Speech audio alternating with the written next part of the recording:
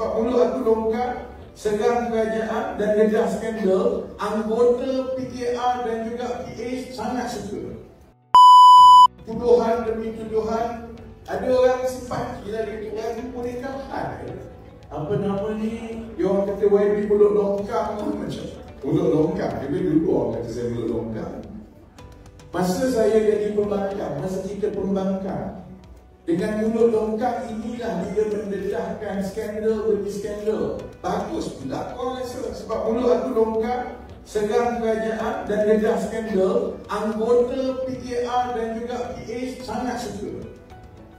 Tapi bila kita mendedahkan perkara dan membincangkan kelemahan kita sendiri, tiba-tiba mulut kita lawan. Macam itu.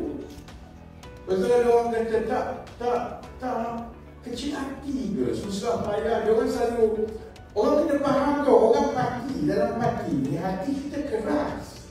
Kita memang kerja kita ialah melawan, dan kita ahli politik, ini yang kita buat. Rakyat dekat luar, dia tak fikir politik ni. Dia kesian saja, dia hanya ingat beberapa perkara. Jadi saya kalau saya postkan, saya baca mesej. Saya kadang-kadang baca mesej orang hantar. Yang orang di luar tak faham ialah saya kesiannya dekat YB sebab saya ikut YB daripada skandal NLC lepas satu-satu, dia akan hantar gambar saya pakai baju lengkap. YB tak rasa kecil hati.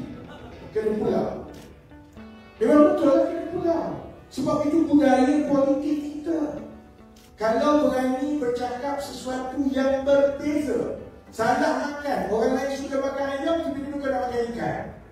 Memang budaya kita masih lagi belum sampai ke peringkat yang perbezaan itu dinafikan. Kalau kita ada pandangan yang berlainan, memang jadi masalah. Jadi orang kata tak kecil hati. Apa nak kecil hati? Penuh lewat ni lah.